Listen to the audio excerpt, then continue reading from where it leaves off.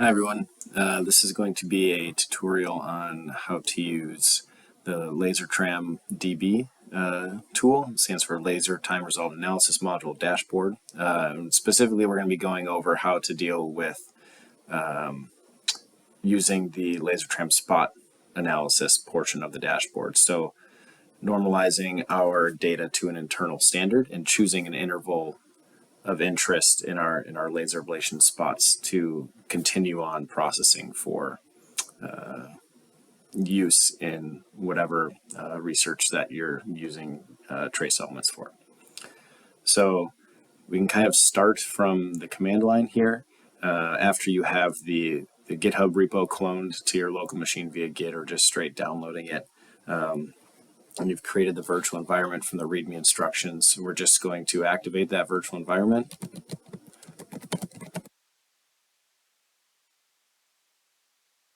It's going to install all the requisite tools and everything and allow us to use them. And then we're just going to cd into the repository, that wherever you have that stored on your computer. And then all we have to do is run the script. You can also run this script from your favorite IDE, VS Code, Spider, whatever. And so once you run that, it's going to open up a web browser, but before it does that, we'll talk about the data format a little bit. And this is kind of what it looks like here. And you'll see that there's a column for the timestamp of your analysis. There's a column for the sample label or your spot name, what you call it in the software. And then there's a column for the time. This is in milliseconds. And then there is a bunch of columns for all the analytes and each row denoting a counts per second value for a given sweep through the mass range. Should be noted that all of this stuff here is what the mass spec actually is just spitting out. So you don't have to change any of this at all. There's a tool linked in the README called Multifiler that'll get you here from a folder filled with CSV files from either an Agilent or ThermoMass spec. But if you don't want to use that, you can just, copy and paste all of these on top of each other yourself. And you'll see as we scroll down, the timestamp changes and the sample name changes here. Now we're in the second BCR2G analysis. So with that, we will go to the actual dashboard here, and when you fire it up, this is what it's going to look like. So we're in the LaserTRAM spot tab. These are all tabs up here. So we're in the LaserTRAM spot tab in the new projects tab of that new spot tab. So these are nested as well. So first things first is we're going to upload some data, and this is just found in the tests folder here, the spot test timestamp raw data here. These are just some plagioclase analyses that we're going to be working with from when I was in grad school. And when you're loading stuff in, you get this little spinny wheel, and that's going to kind of let you know that the dashboard's working. The more data you have in your file, if you're trying to, this is only like 30 spots. If you have 100 spots, it'll load a little bit longer. If you have 500 spots, it's going to take a little bit to load.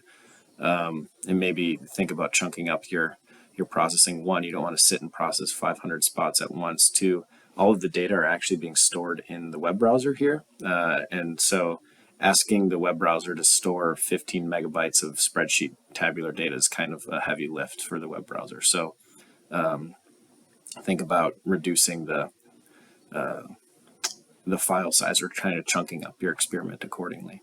But once you have your data loaded, you are going to see that you have all of these columns that now reflect the analytes of your experiment and their uncertainties and other metadata that'll get populated as we move along. And you also see that this drop down for your internal standard is going to populate based on your analytes as well. So we're going to choose 29 silica or silicon for our internal standard, and then you'll see this drop down for all of our spots as well. So we're going to pick our first one, and that's going to fire up the dashboard and load everything in, and these graphs are going to populate. And you'll see that we have a slider bar up top with 4 nodes. The left 2 nodes control this red region, and that's what you're denoting as background. And that's going to get subtracted from the overall green region, which is what you're going to denote as signal that you want to use for calculating concentration. So this is the time resolved analysis portion of LaserTRAM. It gives you complete control over how much of the signal or how little of the signal you want to use in calculating concentrations. You know, this is a standard reference material, so the analysis is really good, but if you're looking at Teflon glass that has microlights or something like that, there can be a lot of junk in there that you actually don't want to use in calculating your concentrations, because they could actually mess up your final values, essentially creating a mixture of something that doesn't really exist. So this gives you complete control over that. And what you might have been noticing as I've been moving these sliders is that these graphs in the upper right over here and in the bottom left are changing as I change the sliders. And that's because all these graphs are linked to the various regions. So the graph in the upper right is that green region that has the red region subtracted from it. So it's background corrected and normalized to our internal standard, normalized to silicon-29, just divided by that. So all of these values here are a ratio to silicon-29. And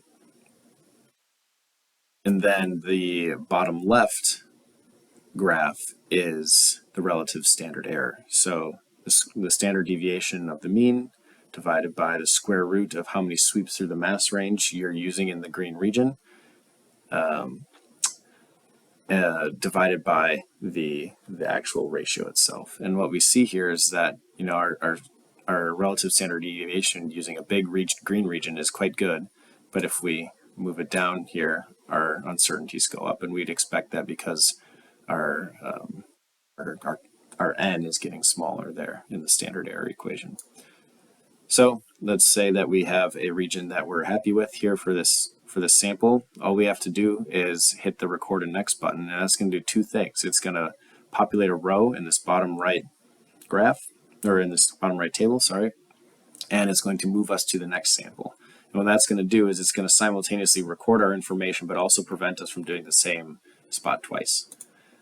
So we hit record, and you can see that now we're on BCR2G2, and we've recorded all the info for BCR2G1.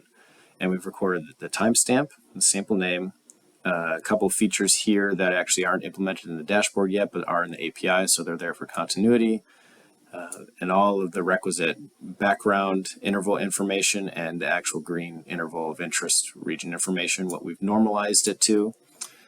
That normalized or the internal standard median counts per second, so we can always actually get back to the raw data using that. And then all of our normalized ratios and their relative standard errors. And if we like our next data point, all we have to do is hit record and next and go again, and we can see that this can be relatively instantaneous for each sample once we do a quick quality control check and move on to the next sample.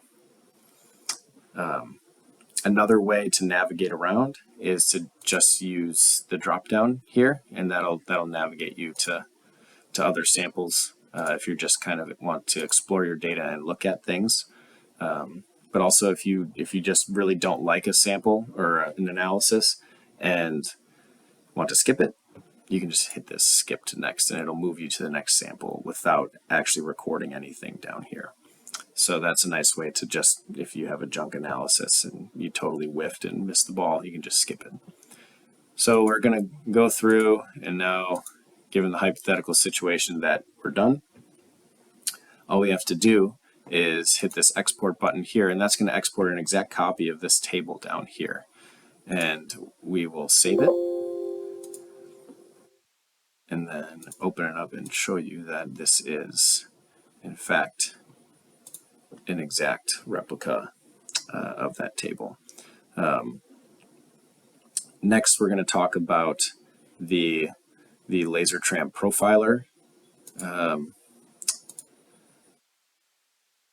version of this, which is very similar in many ways, but for dealing with the line of spots. Okay, so now that table is open, and we can see here that we have all the same columns here. We have our timestamp, we have our sample name, we have some other API features that allow you to despike and omit regions and get a little bit more fancy with it. But then we have our interval information, and we have our internal standard, We have all of our ratios here. We can see that our quick math check, silicon 29 over silicon 29 is always 1, and its uncertainty is 0. So we're doing well. And that's it.